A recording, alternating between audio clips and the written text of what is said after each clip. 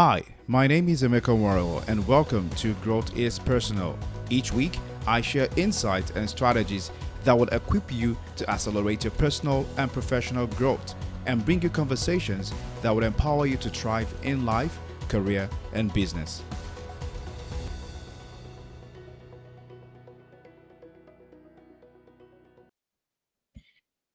All right, welcome once again to Growth is Personal podcast. If you're watching this on YouTube, if you're going to watch it on YouTube, please hit the subscribe button. A lot of our audience, they watch this YouTube channel, the video, but they don't get to subscribe. Please subscribe. And also, if you're listening on Apple Podcasts, please also hit that subscribe button and also follow us if you're listening on Spotify. Today, we have a special guest. I usually have a special guest, and today is a very special guest because I've someone who I've observed for quite a period of time since I came to Canada, and she has, when it comes to personal finance, you can smell her passion from a mile away. She as no information is too small when it comes to Reni. Like she shares, I think it just comes from the place of being the desire to make impact, desire to help people. She shares a lot. She shares a journey. I mean, there was one that I took one time, I think, about a phone call, how to make international call when you travel abroad, that you don't have to bother yourself about the network. So just little details like that. And I've observed her journey. And today I'm just going to be having conversation with Reni today. And I know it's going to be an interesting conversation. So Reni, thank you for answering the call when I invited you. Welcome to the show. My pleasure. Thank you for having me. I appreciate being here. Thank you. Before I go into our conversation, you want to do a little bit of introduction so that our audience can get to know you, what you do. Before I begin to talk about our conversation, how what should we understand? What should we know about you to understand your journey? Okay. Hi, everyone. I am Reni. People call me Reni the Resource, and I am a content creator who creates content about financial literacy, career development, and lifestyle. Essentially, what that means is I have a YouTube channel and an Instagram page and all the other platforms, and I share resources about those various topics. And as Emeka said, no topic is too small for me. I am essentially here to make complex topics very simple. So I've been doing it for 2 years at this point, and it's been going really well. I'm a full-time content creator now, so it's my full-time job. I quit my job in October of 2021 to focus on this, what was a passion project, now it's my full-time job. And yeah, it's been really rewarding for me, and I love to just share knowledge with other people. Great, great. I mean that leads quite well into our conversation. I'm very curious. One of the things I was doing some research and learning a little bit about you. There's something you said in one of your, I think your about section on your website. You said that let's talk about your corporate journey. You left corporate Canada. I think you were corporate Canada for 5 years, and then you now venture into content creation and all. What has your corporate journey taught you about this life of entrepreneurship, of content creation? Oh, okay. So for context, before I was working at the Bank of Montreal and I was working in their marketing department and I was working in wealth management. So I was helping ultra high net worth. I was trying to attract ultra high net worth clients to bank at the Bank of Montreal, and I was doing that through creating campaigns and ads and different things on a variety of platforms, including social media.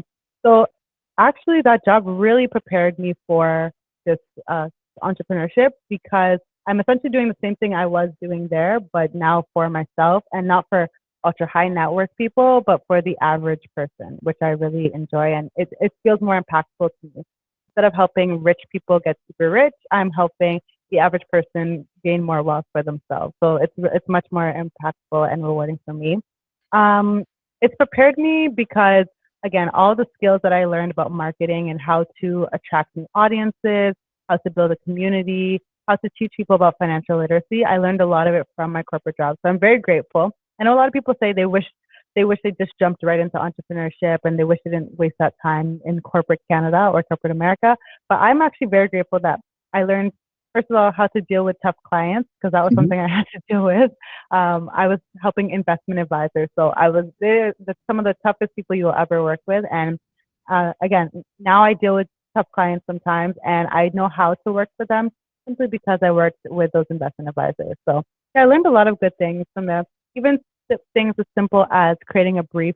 Um, when I send my creative briefs to brands that I'm working with, like I learned all of that from working at BMO. So it gave me a great launch pad before I left them.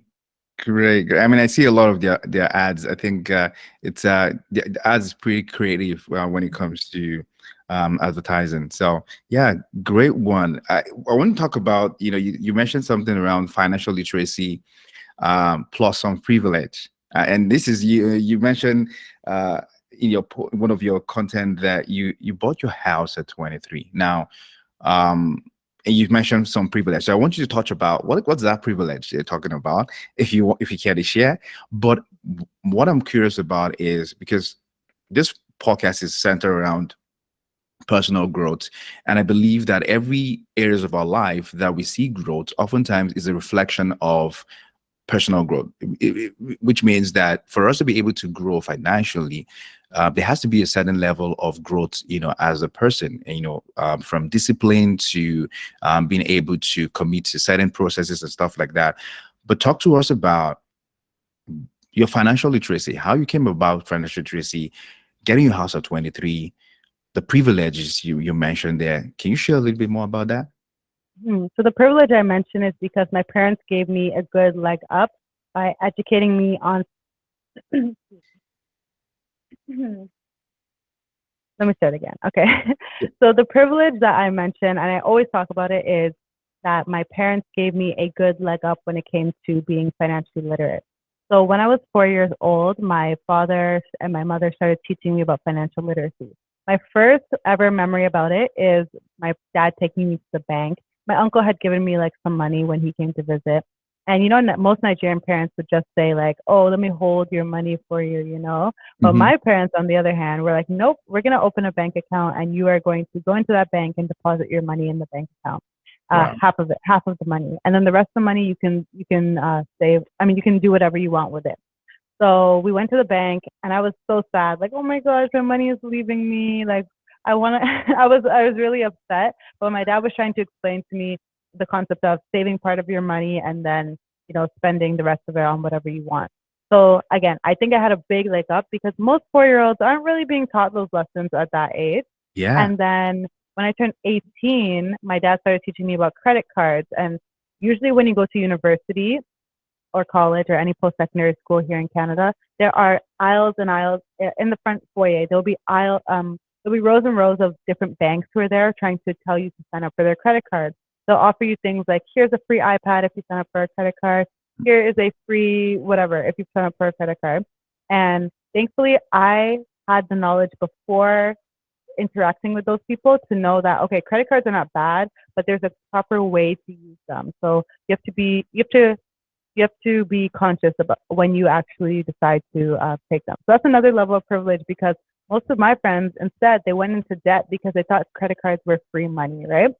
So again, on my 18th birthday, my dad was like, "Okay, it's time for you to purchase a stock." So I started investing in the stock market when I was 18 years old. So again, these are all different things that give me a huge leg up over my peers, and it allowed me to purchase my first house at the age of 23. So every 2 weeks at the age of 18, I had a part-time job. And I would just buy different stocks, buy different stocks, buy different stocks. And then by the time I was 22 years old, it turned into about $60,000. And then my dad was like, "Oh, you should go and buy a house." And I was like, "No, I don't think so. Like, I don't really care to to purchase a house."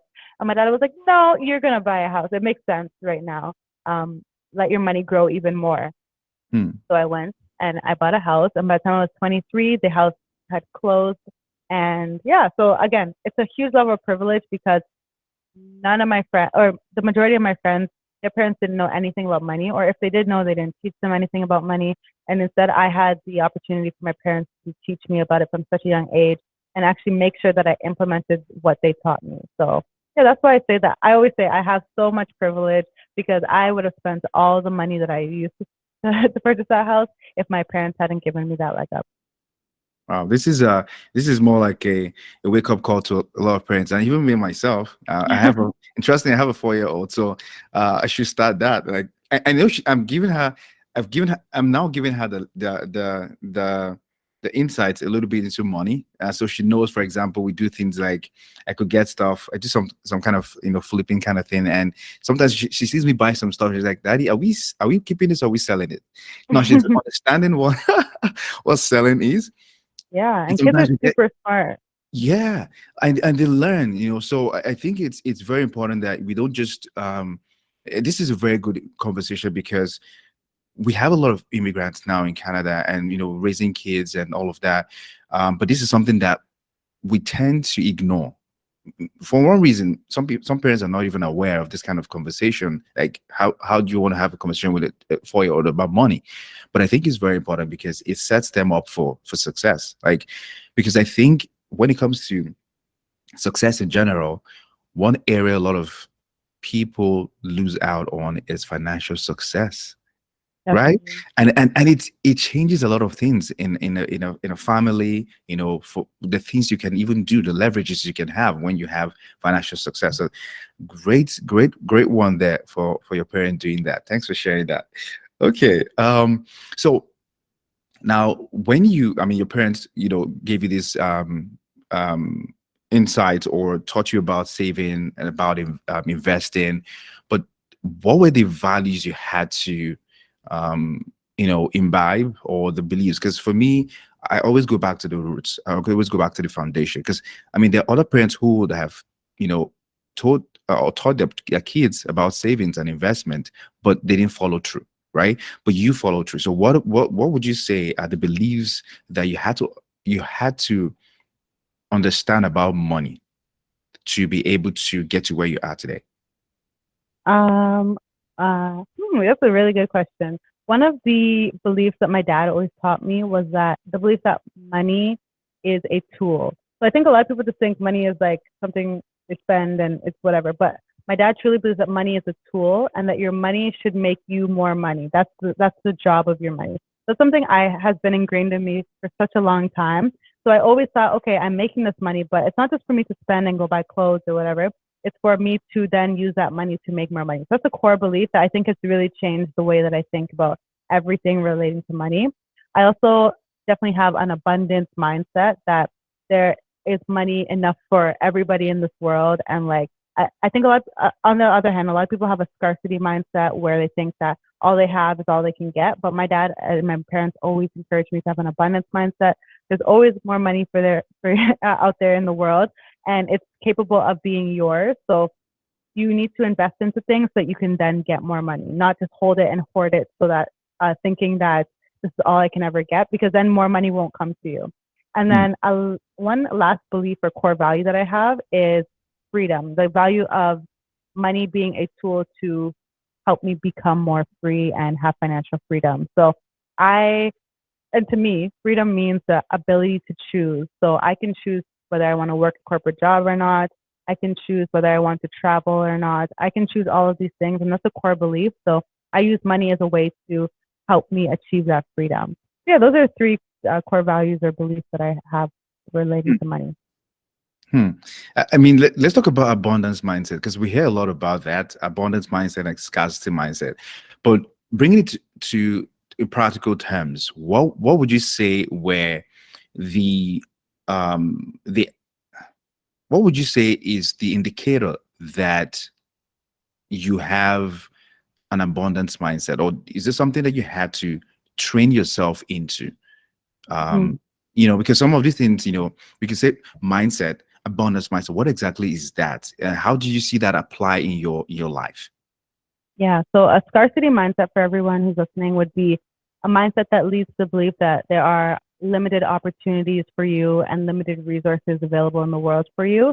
Whereas an abundance mindset would tell you that there are enough resources and success for us all to share, and there's no limit to what can be yours. So I would say I have an abundance mindset, and what that looks like in my life is, for example, me sharing a lot of the things that I share online, like that's literally the definition of abundance because a lot of people, especially in the Nigerian community, I think we keep our successes close to us because we don't want people to, I don't know, replicate them or we don't want people to take them away from us. But I truly believe that, like, if I believe in God, why can this random person be taking my opportunities away from me, right? So Mm. I think that is a clear indication that I have an abundance mindset. And I've been sharing, even before I got paid to create content or anything like that, I have always been someone who shares and gives on to others. Like, I'm the type of person, oh, I just got a job and this is how I pitch. This is how I reached out to the recruiter. Here, take this exact same script and reach out to the recruiter as well. Like, that's always been the type of person that I am. So I think that has always attracted even more good things into my life. Like, and then on the other hand, I would say, I lost my train of thought. On the other hand, I would say that when it comes to jobs, for example, I was always willing to. I think a lot of people are scared that they're going to lose their job, or they're how would I describe it? They don't apply for new opportunities because they're comfortable where they are and they're scared of what may be out there. But me, on the other hand, like when I was working in corporate, every single year I had a new job, like literally every single year, because Mm. I was always trying to see what more is out there because I truly believe that there are so many opportunities out there for us and we don't need to have a scarcity mindset. I'm never afraid to leave a situation that I'm in and move on to something else because I don't think it benefits anyone to play scared. I think we should always face our fear and then go forward from there. Mm. That's powerful. I mean, you said something very key there. You said, so the indicator for abundance is the the application, the ability to even take risk and Yeah, have that belief that there's something out there for you, right? Because yeah, exactly. and that's very important because what we find is that I mean I'm of the opinion as well too that um, if you're in somewhere, and I think it applies to abundance mindset, if you're somewhere that is not and I think a lot of people go through this process where because they feel like when they go out there there won't be that opportunity. Now this one they have to hold on to it even if it's not serving them, if it is not Yeah, if it is not working for them, but they will just hold on to what they have. So I think what you're saying here is that the indicator of abundance mindset is the willingness to jump, like exactly. even when you don't feel ready, something like that, right? Exactly. Exactly. And you see it, I honestly, I think I practice it in every single aspect of my my life, and it's always served me right. Like you may be scared now to make that jump, but there is always more out there for you. And if you trust in God, especially, like there are always more opportunities that are coming your way. Obviously, you take calculated risks. You're not just Mhm. jumping for jumping's sake, but yeah, there's a lot out there in this huge huge world for us. Great. So I want to even touch more on this again. So when because oftentimes you probably would take that, take that risk and you don't get a result. So what keeps you going when you don't even see the manifestation or the result of abundance mindset in the short term? How do you keep going? I think that I have a very long-term view when it comes to everything. So I know that the successes that I have today are not because of what I did yesterday, but it's because of what I did 2 years ago. I was laying the foundation. So I think I always have that mindset that, okay, I may not see the results in 1 month, in 2 months, in 3 months, but going forward, um, it will come. And when you're in that moment, it's because of your larger vision, that's what will keep you going. So because I had a vision of being a resource to lots of people, it wasn't, even though maybe the first few months I didn't see huge growth on my channel, I knew that I'm still going to create impact and long term, all of these choices are aligned with my long term vision. So soon, one day it will come to fruition. It may not be happening now, but one day. So I think having a long term view will definitely help you stay motivated. And also maybe not focusing on the numbers initially will help you keep motivated. And also, one thing I do is I track my growth month over month. So I have this thing called a Tada list, and I've had it since 2018. And I track the little wins that I make over a weekly, daily, monthly basis. And it's really a note in my iPhone Notes app. And it's just like, today I was reached out to by this brand. Today this happened. Today this happened. And that helps me stay motivated because I know that although it may not be a huge win, there are so many small incremental changes that are getting me closer to my goal. So I always suggest to everybody, like, start a tada list. And if you follow me on Instagram, every month I share my tada list and then the wins of other people that are following me. And it's very inspirational to see that, okay, these little things are adding up and then eventually it'll become something big. Mm. Tracking your wins and even the small wins. I think that is also so that leads into my next question around habits.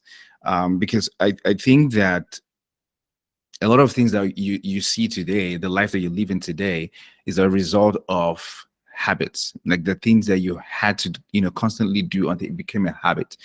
Now, one of the things you've mentioned now is the ability to be able to track your success or track your wins, even though it's little.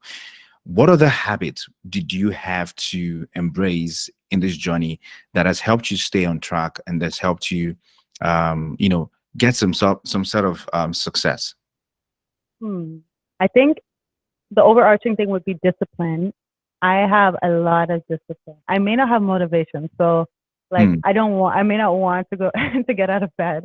I may not want to work out every morning, but I have the discipline to know that like this is the thing that's going to drive to bring me to the next stage that I want to get to.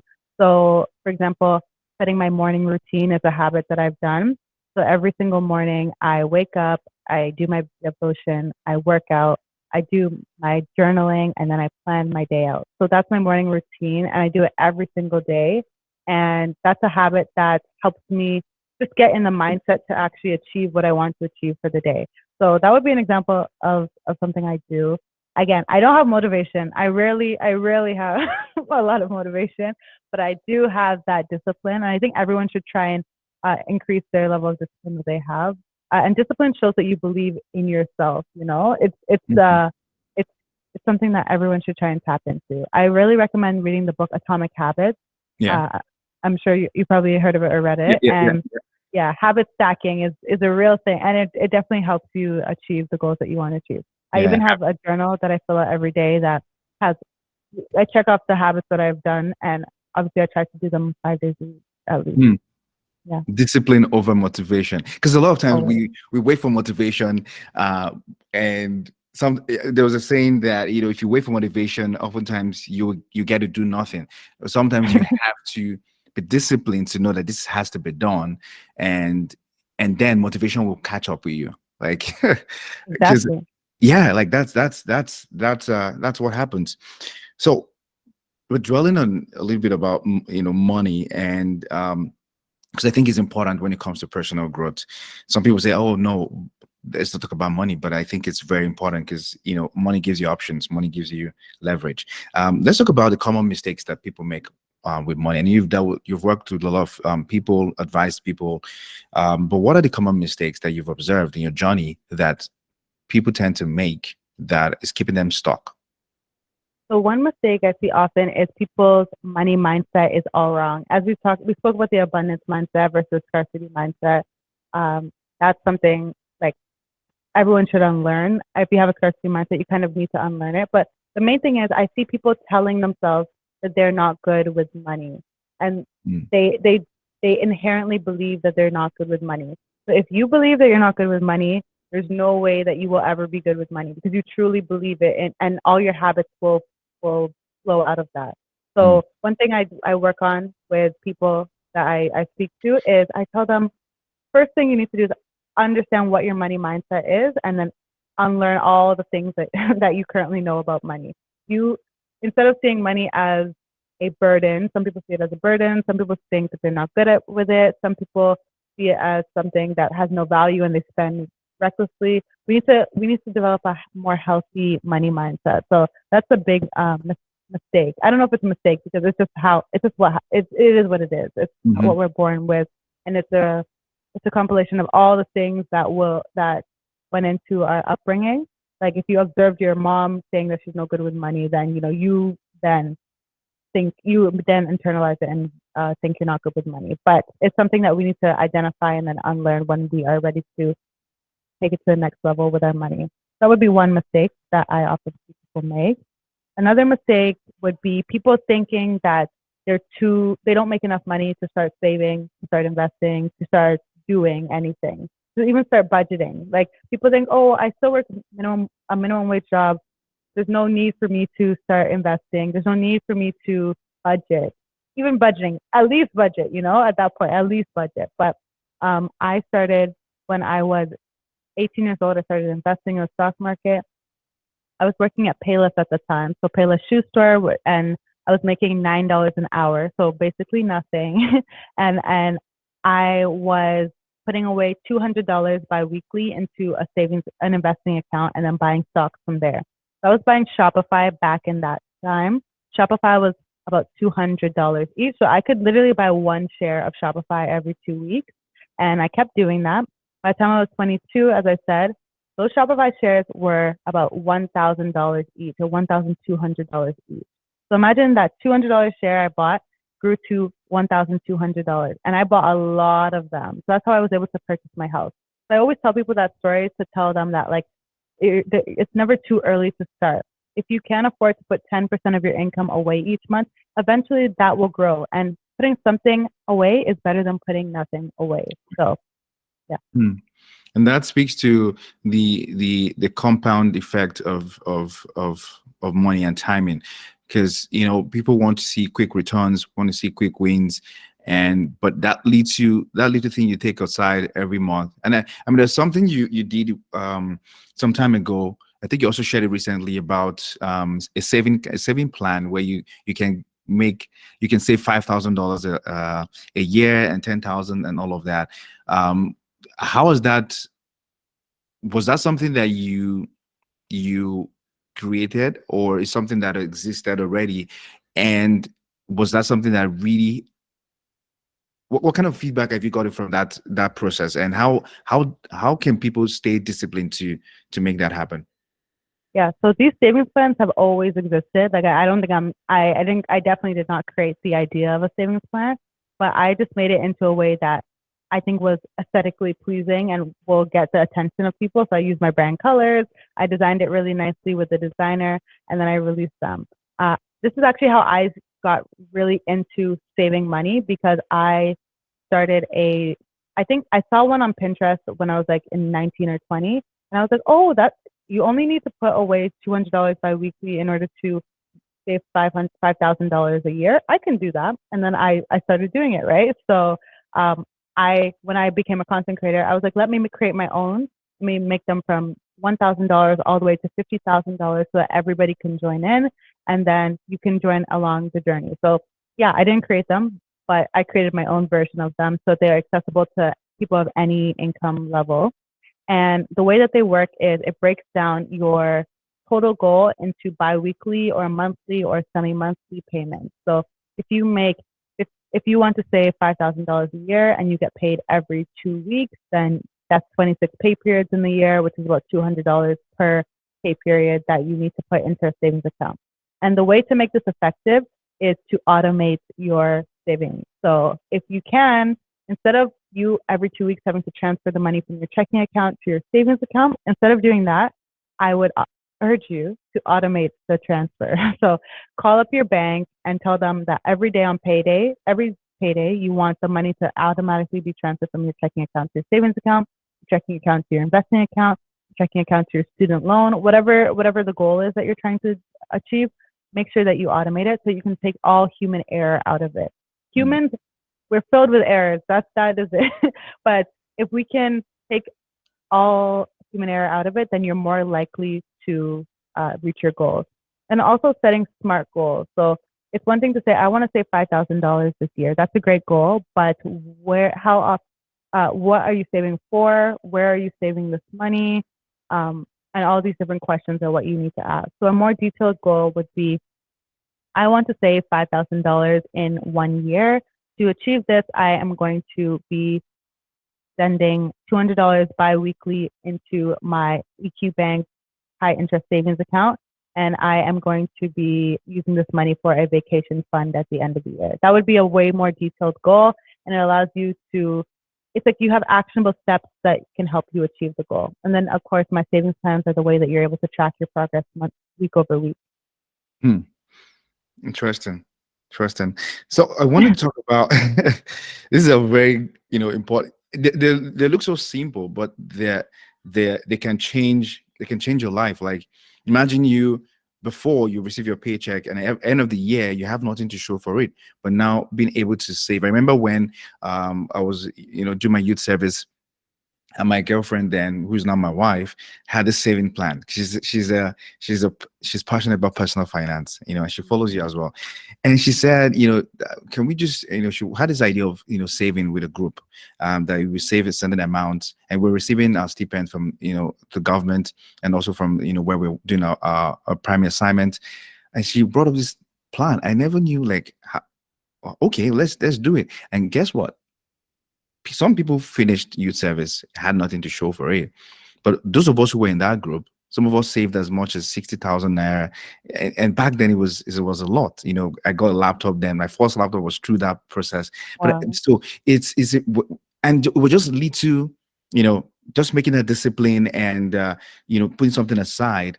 And that little drop when I was able to make, help me get a laptop. So I think it's something that people need to really, take seriously. So you had something you started recently, and that was where you helped 100 people save over $935,000, right? So I want to, for me, that was like, okay, talk to us about how you came up with the idea. I know that is not new because you probably have done something else before when it comes to personal finance. But how did you come about the idea of 100 people? How did you get to you know how do those 100 people, how do you get them to be in that same space where they could save that amount of money, or what were the steps that you took to be able to get 100 people to join you on that journey? Yeah. So in 2021, I posted my savings plans for the first time, and a lot of people kept up with it. But I think during summertime, when you're outside enjoying life here in Canada, you kind of fall off from your goals. So because that was happening, people told me, okay, we need an accountability group. Like I need someone like you to keep me accountable and basically be a drill sergeant, keeping me accountable to my goals. So I said, okay, let's try it. And I started a group, and it launched on January 1st of 2022. So from January 1st to December 31st, we had a group on Facebook of 100 people. And to begin the challenge, they all had to set their goal and say what they're going to achieve over the year, set their SMART goals, tell me which account they're investing in, and then or saving in. And then every 2 weeks, they had to send a screenshot of how much they had saved or invested or paid down in debt. So every 2 weeks, we would check in on them, or however often they got paid, and they would say, okay, I have saved X number of and they would actually send a screenshot of them transferring the money from one account to another. Of course, technically, that person could have spent them, like they could transfer it and and then technically go spend it elsewhere. But the majority of people told me that this is the first time they've ever saved in their life because they were actually had someone keeping them accountable to the goal that they set for themselves. So yeah, it went really well. We saved and invested over $935,000 last year. And this year we are going again for a second time. So I have about 115 people in the group this year. And we are saving, I think the goal currently is 1.6 million, but not everyone has posted what their goal is. So it's around 1.6 million. Oftentimes during the process, people lose their jobs, people have emergencies and all these things. But the good thing is that people can fall back on the money that they have now saved, which they probably wouldn't have had before. So someone, for example, had an emergency where their pet got injured or something along those lines. And, vet bills can be extremely expensive, a few $1,000s. So instead of having to pay from her credit card and going into debt for that, she instead had the savings already and she could just pay it off. So she may not have had that $10,000 in her account at the end of the year to show whatever, but at least she didn't go in debt for the emergency that she had. So yeah, it was a really successful year. We share resources 5 days a week about different topics. This month's topic is budgeting and banking. We share the best bank accounts in Canada. We share budget templates, how to start budgeting, and all these different things that will help people achieve their goal. Is it a paid group? It is a paid group. So it's $5 a month, so pretty low. $60 total for the year, and about 115 people are in it right now. But it is Wow. closed, unfortunately, if anyone wants to register. I mean that's affordable for anything. Like that's not even anything. But that Exactly. what you're And doing is a great one, because that accountability is what a lot of people need, and being able to help them do that, that's awesome. But talk to me about you're helping people. What are the challenges you're faced, in all of these processes that keeps you consistent, to bring up these ideas to help people? Because I know you probably have had some challenges that would have, made you want to just, quit and just focus on your content creation with clients. But what were the challenges that you were facing? I mean, for someone who, wants to go on the same journey or wants to just start something that would help people, what are the challenges you faced, and how have you been able to overcome these challenges to keep going? so challenges with my accountability group or challenges with my content creation? For both. So content creation, which is your day to day, your main thing, and then the accountability group for something that is a side project. Let's talk about content creation, for example. How have you been able to stay consistent, over the years, to constantly, get clients and develop content? What were the challenges you faced, and how have you been able to overcome these challenges? Hmm. Um, Because it's tough. Like content creation is not small work. Like it's not. even the little that I do, I know I know what is involved. Like, for example, you have a podcast, you record, you have to edit, you have videos. What are the challenges you faced, and how we've been able to overcome them? What are the challenges that I face? I feel like most of the challenges are related to like so if I'm going through something in my personal life, for example, and then now having to keep showing up on camera. If you're not happy and you have to be in front of a camera, it's kind of hard, right? Yeah, yeah. Like if I was working at the bank still, I would probably just take a vacation day or two or three or a week, whatever I needed, and then recoup. But when you're self-employed, it's very hard to like you can take a week off, but you're not getting paid for that week off. So that's Mm, something that is a bit of a challenge for me, learning how to like manage my personal life issues that may happen with my professional life, which have kind of become because they have kind of become intertwined at this point.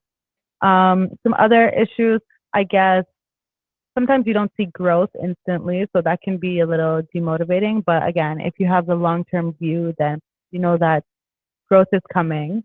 I don't know. I feel like another issue that I face is invoices that go unpaid or they're late to pay them. So that's kind of frustrating when you are a self-employed person. All your income can be based on these like two, three clients that you currently have.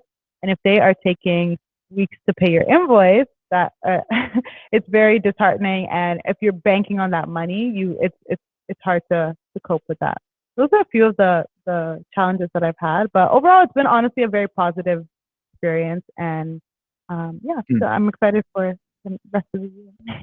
Yeah, so I mean, if you're to give, because what the reason I'm asking is, for someone who you know want to go on this content creation journey, because the future is content, and I think even if you're working in a corporate, um, whatever you do, you're going to create content, and even if you don't create content, to stay relevant. I mean, there was I think you had something a while ago about LinkedIn, and you had I don't know if it was you that hosted the show, or someone who hosted you, where you share ideas about people getting a job and using LinkedIn. But one of the things I noticed, in what you share, was the fact that people have to show up and be able to create content around the things that they do, so that they're more visible, with recruiters. So talk to us about, how did you come up with, Reni's resource, for example? And right now you have, I can't remember the last time I counted your followers on YouTube, but what were the challenges you faced that, if you're to advise someone who's going to start a YouTube page, for example, what would you say that person should put into consideration? Hmm. If you're about to start a YouTube channel now, I would say consistency is key, and you will see months that that you don't see any growth, or maybe you see even negative you see negative growth, but consistency is key. And one thing you need to remember is that your family and your friends are not your target market.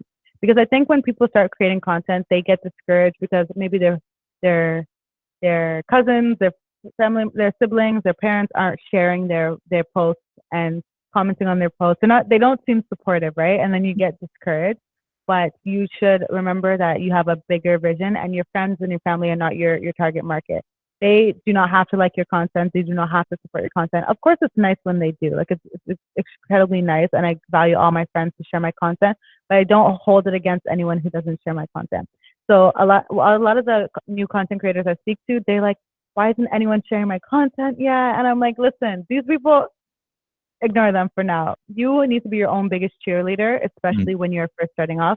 Even to this day, I have about 60,000 subscribers across all of my platforms. And like, I'm the one sharing my video on all platforms. If you see my video, you'll see it on Instagram, on TikTok, on Twitter, Yeah. on LinkedIn, literally every single platform. So I would encourage you to do the same thing if you are about to start your content creation journey. Also, I think you should figure out what value you add to people, because when you add value to people, then they want to continue to support you. So try to think, what is my value proposition? How can I be different from everybody else who's in this niche? And also remember that like there's only one you, so that is part of your value proposition. So make sure you're enhancing your personality, showcase who you are as a person, because that's really what people are there to see. Anyone could talk about financial literacy, literally anything, anybody could talk about financial literacy, but a lot of people like my personality, and that's a lot of the reason why they are still consuming my content. Hmm. You brought up something that is very key when it comes to I think it's you've built your brand to the point where you're almost, I can use that word. I can use not just almost, you're like a voice when it comes to financial literacy in Canada. And it takes a long time to do that. But when it comes to finding your voice, right? I think you found yours in financial literacy and career development. What would you say is the defining moment that made you realize that this is something that you want to do and you want to go all the way? Hmm. Hmm. I think The that's defining moment. I don't yeah, know. because I mean you started you I mean you had a journey from when your dad started teaching you about finances and stuff, but there's probably a moment where you realize that, hey, this is something rather than just me doing myself and investing, but it's something I can now become a voice in this area and begin to help people. So what was that moment that made you realize that you can take this thing full time? Was it the um, money? The money started coming in? yeah, Or it was was it actually the money. It was actually the money. So I got to like, I think there was one month that I made, I think it was June 2021. I made like $3,000. And after that, I was like, well, time to quit my job. Mind you, was I that still from live at YouTube? home. It was from YouTube and from like, what's it called? Affiliate income that I get. Right. So I work with a lot of brands, and every time someone would sign up for their product, I would get a commission from that. So it's been pretty profitable. And yeah, I made $3,000 in June 2021, and I was like, well, this is my sign to quit my job. Obviously, I live at home, so I live with my parents, so that helps greatly. And then I also don't have children, so that was obviously it helped me to leave. And my logic was like, if not now, then when? Should I wait till I have kids? Then like it's much harder to leave a stable job because you have dependents. So Mm. yeah, I just was like, I think this is a time to leave. I did not leave until October actually because I still had a bit of fear in me, and I still, yeah, I don't know, I just had some fear. But at the end of the day, I was like, let me choose me, and if it doesn't work out, then I can always go get another job, which was good. So yeah. Hmm. Yeah, because I mean that defining moment, you also, yeah, it was fine. It was money. Yeah. And I mean, yeah, it's okay if it's just if it's money, and you know at that point that you could make s- enough beyond what an employer can pay you, and this is something you're passionate about. But is this something that this passion has to do with this? Like, did you find that you were passionate about this and you wanted to go all in? Yeah, I am super passionate about it. I think some of the comments that I receive really make sure that, because entrepreneurship is not easy. I just want everyone to know that. Like, it's actually, I think it's way easier to have a 9 to 5.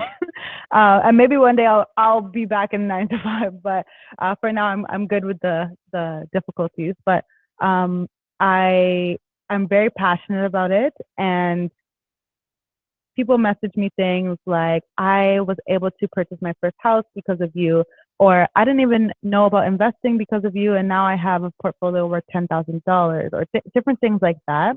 And that's really what keeps me going and makes me like super passionate about this. I want to encourage more Black people to continue to invest because, again, our white counterparts, their parents are probably teaching them how to invest. Their parents are teaching about credit cards. Their parents are teaching about them about all this, so they have a leg up on us. But if I can be the person who acts as their parents and teach them the skills that my parents taught me, it's really a blessing and an honor to use my gifts this way. So yeah, I'm extremely passionate about it. If I wasn't, I would already be back in my 9 to 5. And Yeah.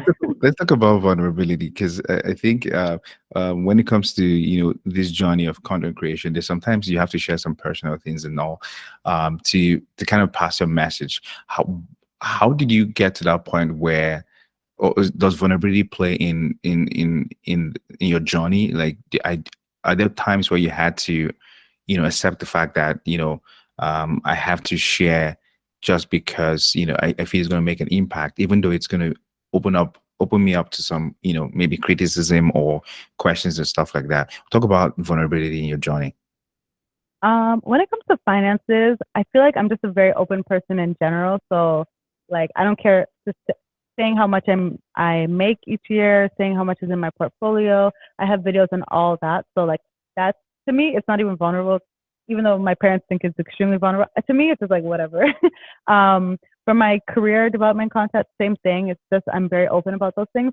But for my lifestyle content, I started sharing more about like a relationship that I was in previously, and some lessons I learned from being in a relationship. So I don't know. I don't know if I see it as vulnerability or just like sharing my life. Like, to me, it's it's a way to help me share the lessons that I've learned with other people. Again, I think a lot of people don't have. I I just like I like to help people. So anything that I can share about my life that I've learned, so that other people don't have to make the same mistake, is what I like to do. So yeah, Hmm.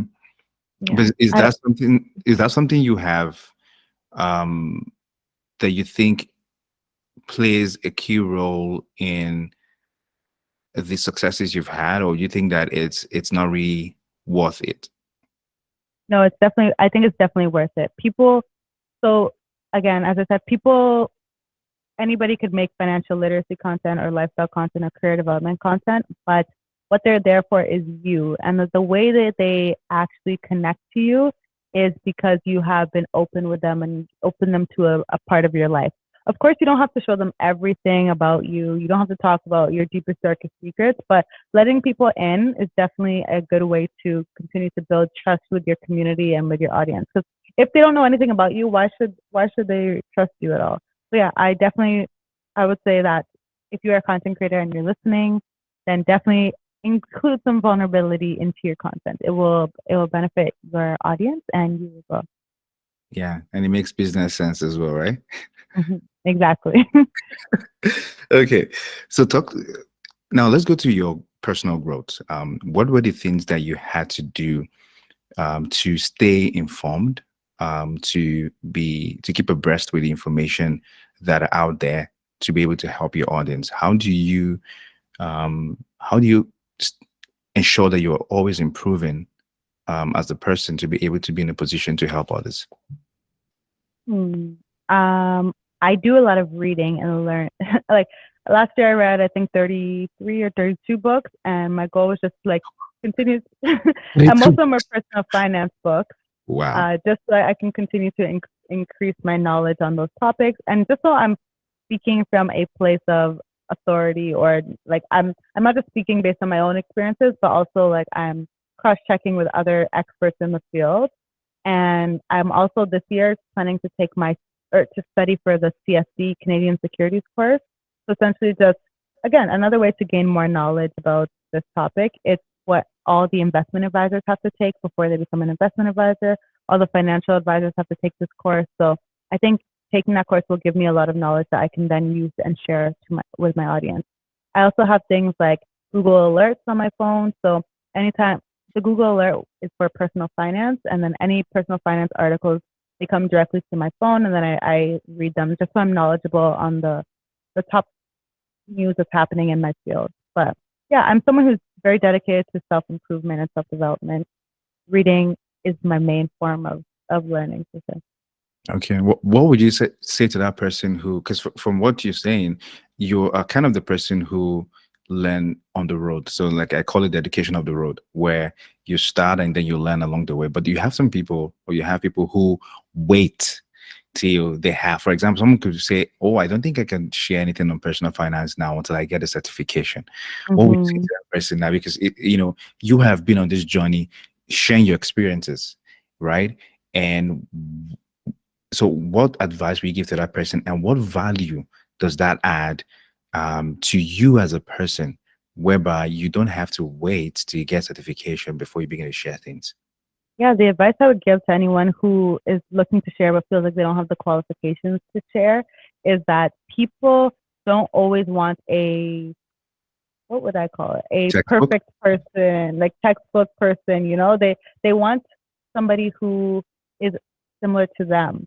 So seeing somebody who's currently $50,000 in debt and is working to repay that debt and is now learning about personal finance, that is that's a much better story than somebody who never had any debt and is now teaching you how to repay debt. Like, what do they even, what do they know if they've never been in debt, right? Mm. So I say, no matter where you are on your journey, your experience is extremely valuable, and there will be somebody who can resonate with your experience, because there are more people like you than you even think. So don't wait to get those certifications. You actually don't need them, in my opinion. I know that Nigerians love certifications and degrees, and but you actually don't need it to share your experience. And you don't have to share from a place of you need to do this, you need to do this. Listen to me because I know everything. Don't share like that. I don't even share like that. I share as like, this is what I do. You can try it if you want to try it. Like this, I'm never telling someone they have to do anything, because I'm not an expert on everything. I can only speak from my own lived experiences. And if you relate to it and you think it's you can apply it to your life, then great. Okay. If you had to share three three things that helps you generate content ideas, what would they be? Number one is the news. So, well, actually, let me go in order of the one that informs most. So the one that informs my content strategy most is my audience. My audience, Mm. oh my God, my DMs are full every single day. Like I literally book off time in my day to check my DMs, because if I continue to check throughout the day, it's just overwhelming. So I Right. would say like, this is my 30 minutes to read through all my DMs and respond to them. And what that does is I get so many questions in my DMs about different topics. People will ask me about lines of credit. People will ask me about this. People ask me that. And if one or two people, three people, four people are asking about a topic, typically others have that same question. They just haven't reached out to you. So I put that in my notes app, and I say, okay, this is another video idea that I will use to create a new video. So my audience definitely informs, like most of 90% of my content, I would say my audience informs. Then there are things in the news that come up. So current events that come up, for example, or one would be, for example, the tax-free savings account that just launched, or sorry, the tax-free savings account just gave us $6,500 of new contribution room on January 1st. That's an example of some content that I can post about. Mm-hmm. And then yeah, like the different seasons that we're going through, and basically looking at the calendar. Like November is financial literacy month. So all throughout November, I was posting like strictly financial literacy content throughout that month. In summer, it's wedding season. So I posted a few episodes about weddings and how to budget for your wedding and different things like that. April and yeah, April will be tax time. So, that's when I'll start posting about that. So it's basically a mixture of looking at my audience, looking at the news, and then looking at the calendar to see what's going on right now. Great. Let's talk about your podcast. I know I like the title. I think don't go broke, don't Trying. go looking rich. Is that no? What's that? Don't go broke trying. Don't go broke trying. Yeah. That's phenomenal. Thank you. How did you come about that, and what has been the journey with Don't Go Broke Trying? So the way I came up with my podcast was I had been on YouTube for about 2 years at that time. And yeah, exactly 2 years at that time. And I talk a lot from my own personal point of view, but there are some topics that I just stayed away from. For example, debt repayments, because I had never been in debt. So I was like, why should I talk about debt repayment on this channel? Of course, I can still talk about it, but I thought it would be more impactful to bring people on and share their lived experiences. That's where the podcast came from, where people were going to share their own lived experiences and teach us all how to not go broke trying to do X, Y, Z. So I have an episode, Don't Go Broke Trying to Have a Wedding. Don't go broke trying to open a credit card. Don't go broke trying to start a business. All of these different topics. And I interview I interview everyday people about how they went broke and how we can avoid going broke. So, for example, I interviewed someone who went $70,000 in debt, and now she has a 5-figure investing portfolio. She's investing for her children, and all these different things. So her journey is super it's very, first of all, motivating to my audience because they can see someone who's actually been through it and is now on the other side, and also informative because she can tell the actual steps she used to get out of the situation that she was in. That's why I started the podcast, and it started in April of 2022. But yeah, it's 7 months old, something 8 months old, 9 months old. Yeah. I think it's phenomenal. Like what you're doing. It's the title itself, now I understand why you stop at trying so that it can be other things. At least it's trying this, trying that. Because I just went, is it don't grow broke trying to look rich or something like that? that would be another episode actually. Stop trying to keep up with the Joneses, right? Don't go broke trying to look rich. Yeah. Okay. So I wanted to to wrap things up. Before I wrap things up, I want to ask this question around we're in 2023. What would be your advice to someone who, is going through some financial, issues and stuff like that? Or basically, how do you ensure that you prepare for any uncertainty that comes up in the market today? Like, what are the things that you would give to someone, personal advice, from your own perspective on how to stay financially free? Let me use the word. So we're going into a recession, or maybe, I don't know, we're already in this recession. So to prepare your finances for 2023 and the turbulent market that it's looking like, the first thing I would do is start budgeting if you have not started budgeting. A lot of people have zero budget, so they have zero clue on what goes into their account each month and what goes out of their account each month. That would be my first suggestion. I think this is the basics of personal finance. You need to know how much money is coming into your account each month and how much money is going out of it each month. When I first started a budget, I realized I spent entirely too much money on food. I spend so much money eating out every month. And then once I got a budget, I could basically track how much I was spending. And then once I was getting to that point where it's too much, I would just cook at home for the rest of the month. So I would encourage everybody to first get a handle on what's going into your account each month and then what's going out of it each month. After that, then I would say start an emergency fund. So if you're an emergency fund, for everyone who doesn't know, is a savings account or a sinking fund that you have that you put money into, and you basically account for 3 to 6 months worth of expenses. So if you were, for example, to lose your job, God forbid, then you have money to rely on instead of having to go into debt. And I think every single person should build up their emergency fund. if you spend $4,000 a month to live at all your basic expenses, your essential expenses, then keep 12,000 to however much money in an account. So just in case you lose your job, then you can dip into that money and get it. And again, this will prepare you for financial uncertainty because we are in a market that is nobody knows what's happening next. Interest rates are rising, people are losing jobs, layoffs are happening every day. So you want to have that account, and it provides you the peace of mind to know that, okay, even if something happens to me, I have this, that I can rely on. And then another thing, the last thing I would say is try to increase your income as much as possible. I'm not telling you to jump ship from your job and move on to another job, but there are like so many different streams of income that you can consider. And I would really implore you to look into other forms of income because it's necessary in this economy as well to not just rely on one form of income, but to have multiple. Multiple income. Yeah. Great. So I used to ask my guests the final 3 questions.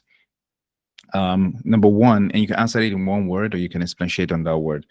What are your biggest regrets when in your financial journey? If you had to highlight one of your top biggest regrets, what would that be?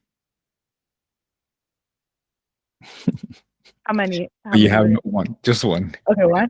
Yeah. Not investing more money into Shopify, or not buying a house before, but not buying multiple houses before COVID. That would be a regret that I would have because the market has gone nuts since COVID happened. So that would be a regret. Not that I had the money to buy multiple houses, but if I did, I would have loved to have bought multiple houses. Yeah.